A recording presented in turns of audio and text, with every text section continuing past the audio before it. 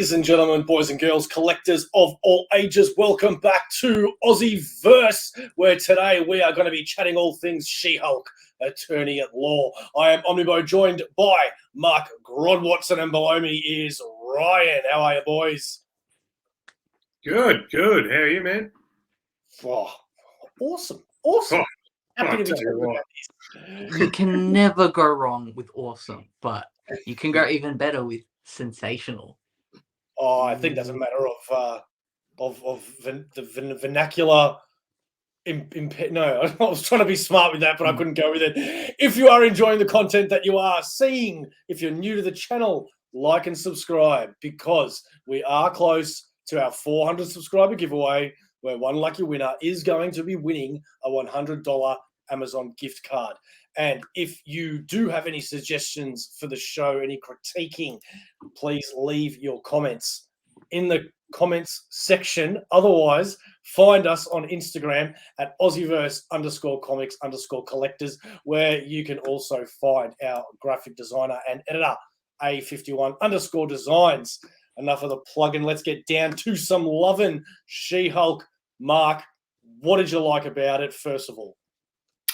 What did I like about it just off the bat? Well, I guess one thing that I would say is a positive about it, I kind of liked how, especially at the start of the season, how every episode at least had a court case in it that it based itself around, kind of something different every time.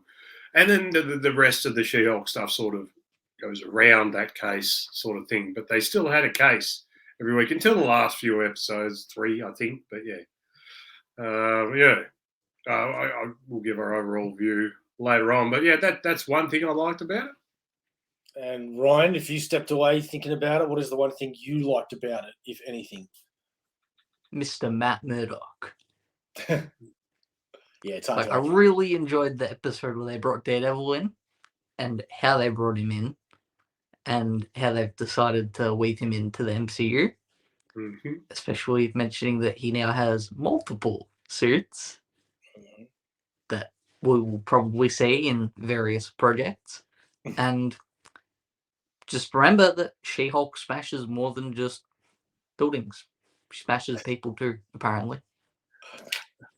She does indeed. And that's my quick, simple answer without going into the deeper conversation that we're going to be having. Mine would obviously be Daredevil and the humour. All right. Oh. What was everyone expecting going into this?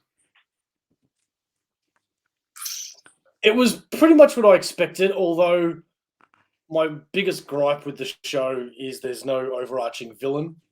There was no big threat. There was no impending doom. There was just none of that. So, yeah, I was expecting a big villain, and I didn't get one. Yep. Ryan, anything? Were you expecting it and it didn't come, or is this what you expected it would be, or? It was about what I expected, because the way I was telling one of my friends about it, about what it really should be, is it should be like the Brooklyn Nine-Nine of legal comedies. That's not a bad description. That's what the She-Hulk show should be. And when it was doing lawyer-based episodes and not ones where she goes off on a wedding, I think it really achieved that. Yeah. See, that's the bit that I liked the best. It was sort of lawyer-based. As I said, there was a different case each episode. So it was kind of, it was interesting that way. So I didn't know quite what to expect. I've seen She-Hulk come up in comics quite a bit, but I've never read a solo series of She-Hulk. So I went in not knowing too much, but this is a little bit different than what I expected. But that's okay. Like, it didn't disappoint me. I totally agree with you, Bo. No real villains. I was waiting the whole series just going, well, he's going to be the big bad. Someone's going to be like, even when that, I guess with that secret group, it's just the dude she dated sort of thing. Like, who's just a fanboy. So, yeah, I thought there was more to it than that. So I thought that was a bit of a missed opportunity.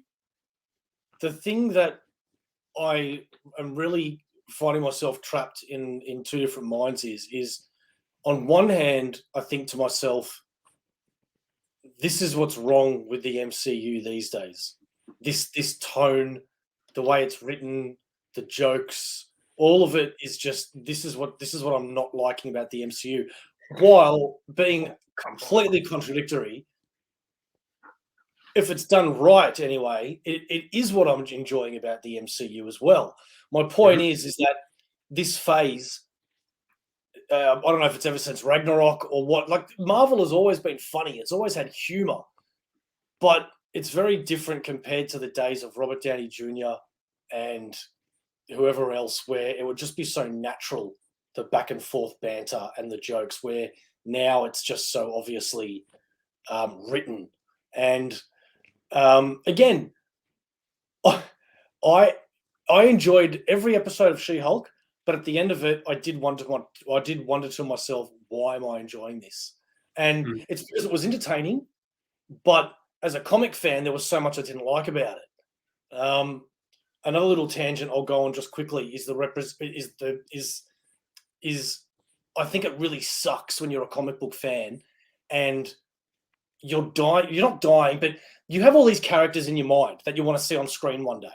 And then when you actually get one of them and it's completely different to the comic, that's a bit of a kick in the balls. And I'm going about, the Wrecker. The Wrecker is nothing like that at all. Titania is nothing like that at all. The Abomination is nothing like that at all. Just character after character is nothing like that. And again, I know that's another argument about making it for the people, not the comic book fans, but that's my opinion. Sorry. Here is what I will rebut to that with. So the reason that they were all the way they were is because they were in the She-Hulk show. They were made to just fit into the story they were trying to tell. Yeah, it was the tone, I guess, and they had to fit that tone. Same thing. I can't imagine Abomination being like that either, but I can't imagine Abomination being like he is in the comics in this particular show, because it would feel like gore in Love and Thunder. It's completely different compared to the tone. And I think you're right, Bo. I think that is kind of the good and the bad at the moment. They're not quite getting that in between at the moment. We are either getting a comedy or we're getting a serious one. Or we're really not even getting a serious one at the moment. It's just a flat out comedies at the moment. And then you get Doctor Strange, it's serious. And then, I think we're just about to get that serious one, though, with Black Panther. Well, it has to be serious, Yeah. Like, don't get me wrong, I love a good laugh, and I actually didn't mind the Abomination so much. It was when it got to, I guess, the Wrecker, really ruined it for me, because, again, it's different making a character a little bit different, but this was just completely freaking different, man. Like, this was just not the Wrecker at all, So why not just make it a different character? Is my point. You could feel anybody in there, like you really could. Yeah. Like it didn't. I don't know the Wrecker that much. I've only seen him pop up a couple of times in comic books I've read, but it's just like, why? You could have put anybody. You just could have put a thug in there that she put in jail through law. Exactly right. Man-Bull was fine. Porcupine was fine. The frog. Leapfrog. I actually really liked that. I thought that was hilarious. That was funny, because seriously, how can you take a character like a Leapfrog seriously? They kind of did that pretty well. I like that they just made him the spoiled rich kid who thinks that he's doing the right thing, but kidnapping is not the right thing. Yeah. Well, one thing I did also like, I liked the side characters, like the other lawyers, that her assistant. I thought she was funny. I thought she was great.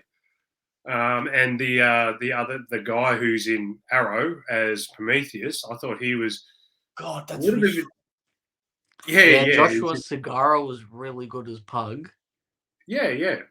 Like, you see, sometimes you have these actors that are always bad guys, and then when you see them play just your normal dude, it's really a throw off. And that guy Prometheus, I'm like, I know I've seen this dude before, and I know he's been a bad guy, and I just kept waiting for him to be a bad guy, and he wasn't. Yeah. Yeah, well, it was funny watching him act like that. I'm just going, this doesn't feel right because I've only seen him in Arrow as Prometheus. So, yeah, I've always, you guys know the actor Ben Foster. Oh, that name sounds familiar. So, have you seen Warcraft? Oh yeah. So he's the wizard in that one. Oh right, yep. He's always evil in some way in every movie. So when a movie pops up, I go, he's evil. Even if he's like the best friend at the start, he's evil. I think there was one where he was brothers with somebody and someone got killed, and I was just like, I bet you it was him because that's the type of character he plays. Yeah. Anyway, that's completely off topic. Funny little thing that did happen. So the intelligentsia, they're like a allegory for Reddit. Okay. And funny little thing that happened, the last episode of the show, the entire plot of that got leaked on Reddit a day before. I'll tell you what, I did like the whole Netflix going into like in the last episode and meeting Kevin Feige, robot. Oh yeah. I thought that was really funny. But like, what do they do with She-Hulk moving forward now? Like, you'd have to assume if anybody's going to break the fourth wall moving forward, it's going to be Deadpool. You can't have two characters break the fourth wall. You can't have two. Imagine the meeting between those two when they're both breaking the fourth wall, and they're both arguing that the other one did it first. True. For me, I'm a bit up and down about the fourth wall stuff. I know I'm a massive Deadpool fan, but that's one thing that I sometimes don't like about Deadpool. Like, I like the little snide remarks on past things. Like, I've read a comic about Deadpool's going up against Punisher, and he mentioned him being Frankenstein before. Stuff like, is everybody forgetting that or something like that? Like, that's funny, a little smart-ass remark of what's happened in the past. And then even in the movies, Deadpool just occasionally looks at the camera and goes, yep, that was good. Like that pun that he did at the end against the big bad.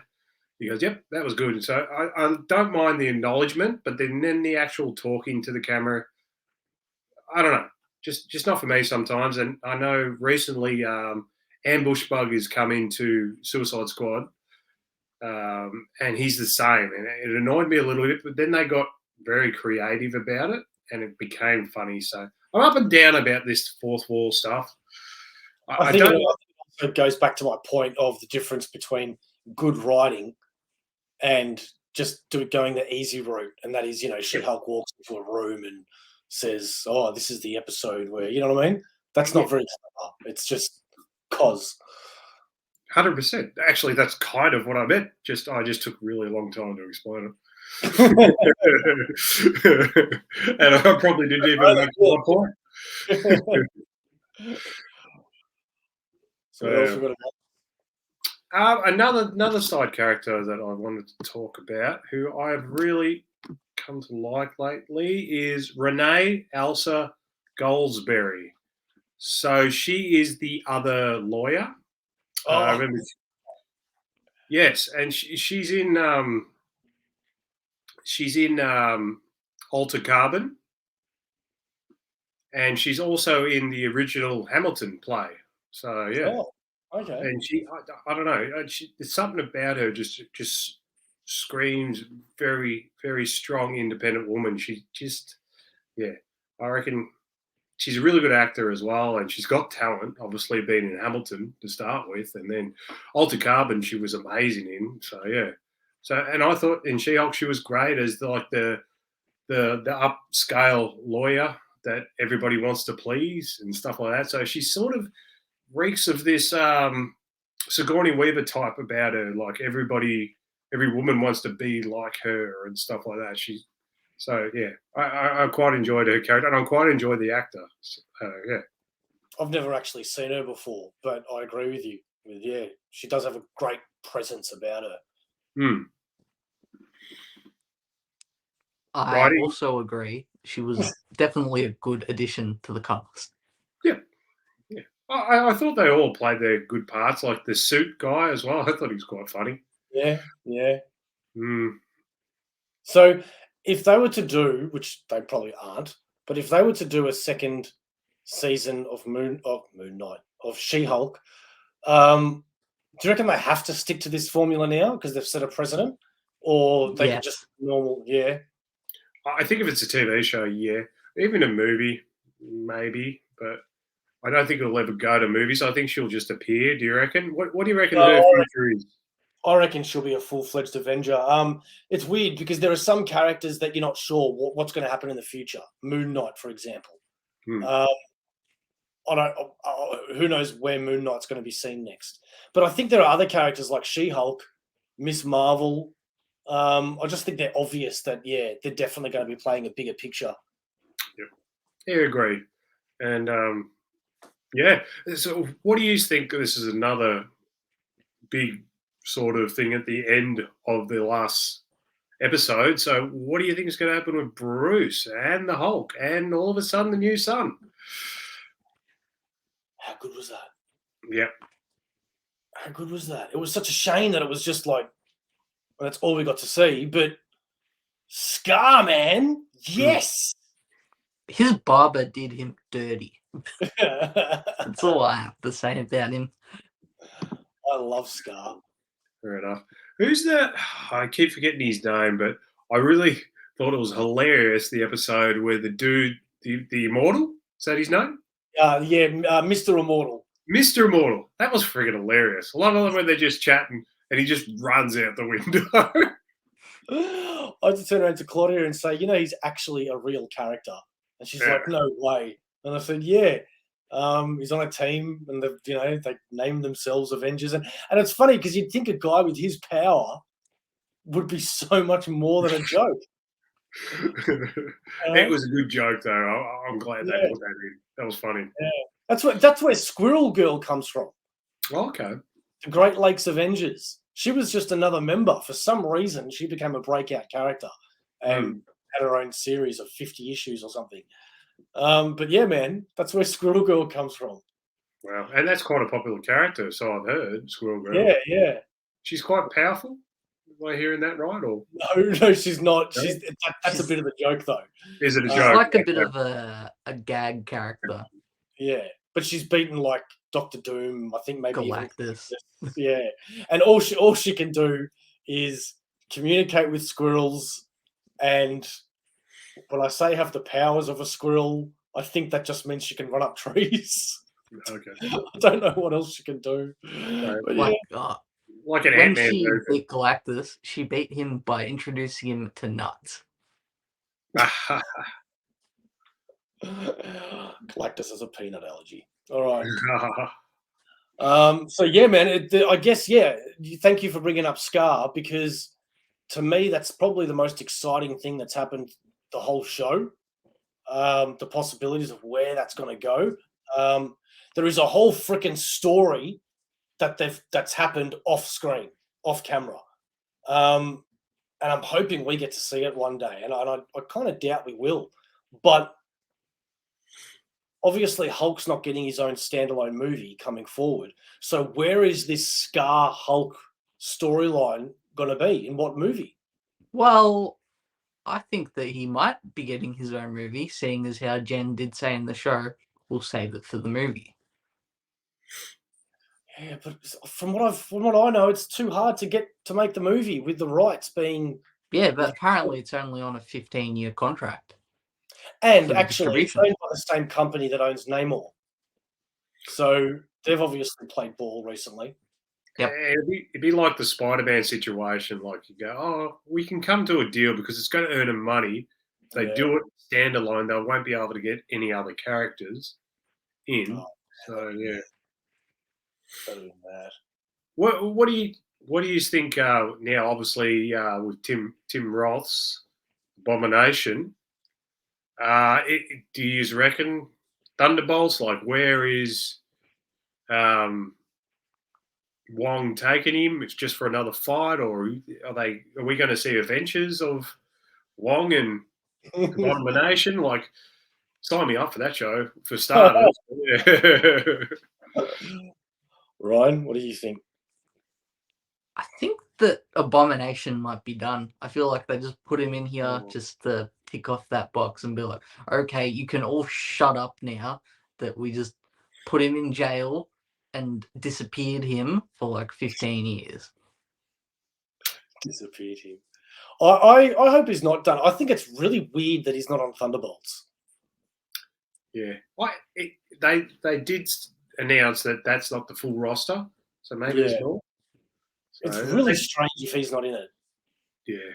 It does seem like they do have enough characters for Thunderbolts, but You look at Suicide Squad, though. You know, you think you've got too many characters there, half of them die.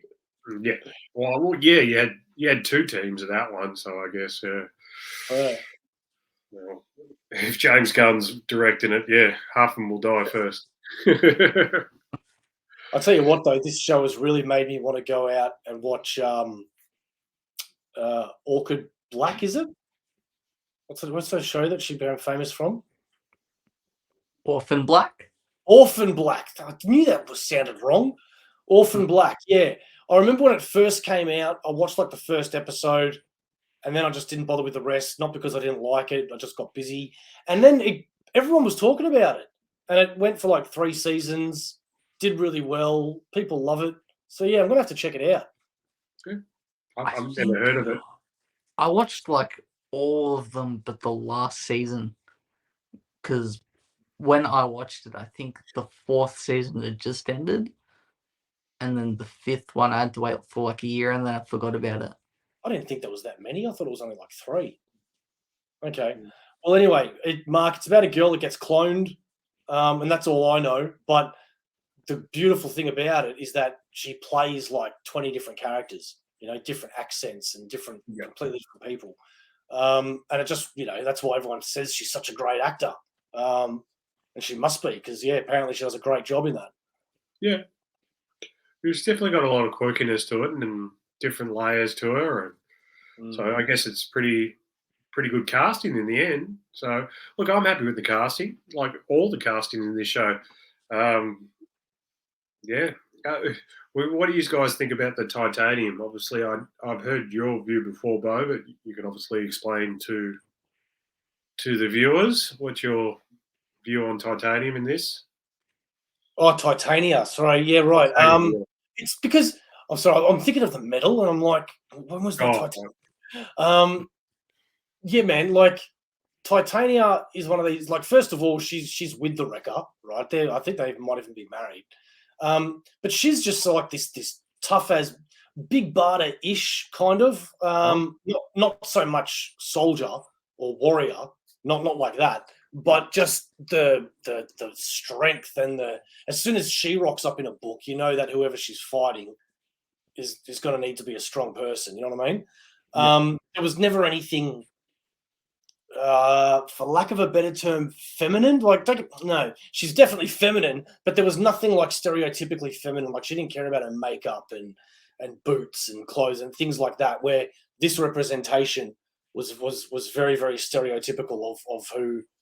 A girl in her spotlight, you know, because she was someone famous. She cared, you know, it just was very, very different. That's all. By all accounts, I know my girlfriend was happy that Jamil got cast for this because she apparently knows her quite well, and I have no idea who she is. But apparently, she is a very big influencer on social media, and she has her own makeup company. So it's kind of like they've put her into this character a bit more. So maybe that's it. But by the sounds of it, Bo, like what you've said, is a perfect match for Hulk, isn't it? She-Hulk. Yeah. For a good throwdown. I mean, we did get a little bit of that, but not as much as what we probably would have liked. So, yeah. She's a powerhouse, you know?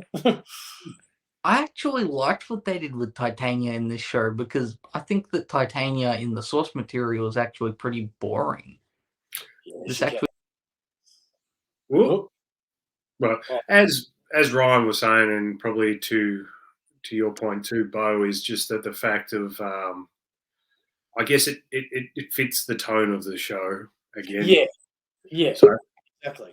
I didn't mind it. So Back to you, Ryan. back to you, Rob. What's your point? Well, the thing with Titania, as I was saying before whatever happened,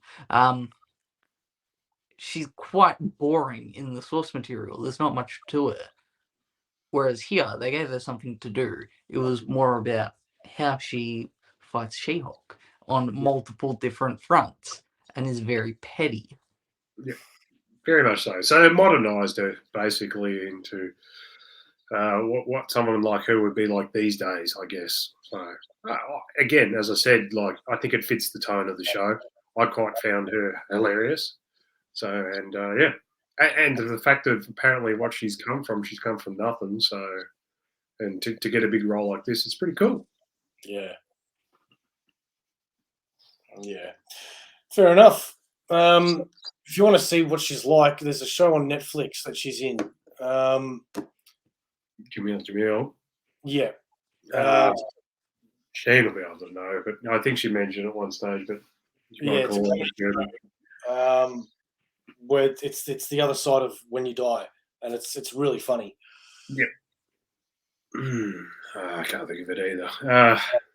So what about? Let's just go. What are your initial thoughts at the very end of this? What do you think of the whole show, just in a paragraph or something like that? How would you explain this as a whole of a show? Start with you, Bo. I enjoyed it, but I wish it could have been a bit more comic book. No, I don't know. You know, I enjoyed it, but I wish it could have been a bit more. Well, basically, you wanted your comic book version, and there's no harm in that. No harm in that. We want what we want. I mean, like we don't always get it. Most of the time, we don't. So, but Ryan, It was a mixed bag. There were very high ups and very downs, specifically with the high up being the Daredevil episode and the finale, and a very down being the wedding episode and the retreat episode. yeah, I'm a bit, I guess, about the whole overall show, a bit meh. I always watched it, but I remember, it comes out weekly, and it was coming out every Thursday. I remember when like Moon Knight was coming out every Wednesday, or something like Obi-Wan was coming out every Wednesday. I was like, got to get home, got to watch it. With She-Hulk, I allowed it a couple of days. It didn't matter. I just knew I was going to watch it when I got to it. So that just sort of, as I said, I enjoyed it, but it was just okay for me. So just like Ryan said, it's a bit up and down. It didn't bother me if it took me 24 hours or 48 hours to watch the episode, where other episodes you might be the same. I go, oh, geez, I've got to watch it. I've got to watch it this week. So it wasn't that, but I kind of think that's the tone of the show. Again, I've mentioned that far too many times. It's a good point, though. You're right. Because, like, Monday, I know Game of Thrones, new episode, got to watch it. Where with Marvel shows, it usually is whatever night they're on. Where I was like that with most of She-Hulk, but then the last 2 or 3 episodes, I'd wait till Friday or Saturday and watch it. Can you imagine what would your overall view be if we didn't get Daredevil? Yeah, it wouldn't be as good. It'd definitely be a lot. It would definitely be lower. It definitely does raise it, doesn't it? Yeah. Daredevil really, raises it a lot. But Daredevil would raise any show, but it's just, Yeah. Again, they could just replace that episode with one with this underrated character called Wolverine. Well, that would definitely raise it. I don't know. I kind of like, for me, I love Daredevil so much. So, and I love Charlie Cox's Daredevil. So, I'd still be more stoked about Daredevil over Wolverine. I'll tell you what, the one fan service that I really did appreciate, and I felt right for it, but I liked it, was when she goes, "When are we getting the X-Men?" And I loved that, because as a fan, we all sit there asking the same goddamn question. We know that we're asking the question, and they're purposely not answering it for reasons that we don't know yet. So when you actually hear it, somebody else ask it to the lifeline, so to speak, it makes it almost like it is real. It is going to come. Yeah. We're just going to be a bit more patient, you know? I love that. Yeah. They're like a little toy, fluffy toy dangling out in front of a cat, and we're just like, yeah. We're going to get it at some stage. We're going to get that toy at some stage, but not straight away. Yeah. Bam. It'll be funny if she's in Secret Invasion and someone confuses her for a scroll. Yeah. Yeah. So again, I guess we can dive into the fact. What did you think of the CGI bit? So there was a few complaints here. I think they cleaned it up as the season went on. It wasn't great though, was it? It wasn't. No. There was some points where it looked good, and there was some where she looked like She-Wreck, as I would call her. She looked like Fiona from Shrek. It looked like a computer game, didn't it? At some stages, like Yeah. the way the mouth moved and stuff like that. They did all K out of it, I guess, but it was still very noticeable. Plus, the other things I can't help but notice is like you pick up a car, you throw it at a dude. Like she doesn't even think whose car that is. Like I understand smashing buildings and shit because like Superman, because like you're angry and you don't realize the damage you're doing around you. But the guy's running off and she just blatantly just picks up a car and tosses it at the dude. You know, it's like you've just wrecked somebody's like car, man. That's insurance details, nothing. Yeah. And she's a lawyer. Come on. Smashes the ground. Yeah. Fucking opens up. It's like, well, there goes construction for like a week. So, what was your favourite scene of the whole season? Oh, Daredevil. Just Daredevil. Right? I can't pick a specific scene, but I can. Any scene that had Jen and Bruce together. Okay. Well, I liked obviously the Daredevil fighting the goons in the dark, that bit. And then She-Hulk comes and just smashes the rest of them. Yeah. I thought that was pretty cool. But also, if I just didn't go the simple route there, I might go, say, when they're going to find the costume guy and it's the secretary and that dude, and they have to buy all those rip-off clothes, and then they're wearing them all, and he's got like a fake Captain America shield. I thought it was hilarious. So I like that bit. That was a fun episode. Yeah, see, I think, it gets a bit of a bad rap, even from myself. I think if I watch it again, in a year from now or whatever, I'll enjoy it a lot more because you know what you're expecting. It's probably a series you can watch again just because it is entertaining and funny. It's not something like there's a few Marvel shows that are probably better, but you might not rewatch again because it's just like, I've been through that experience. Yeah. I don't think I've actually rewatched anything from Phase 4. Same. I haven't. Oh, Spider-Man. Oh, okay. I rewatched Moon Knight, and I've watched Doctor Strange, Multiverse of Madness 3 times.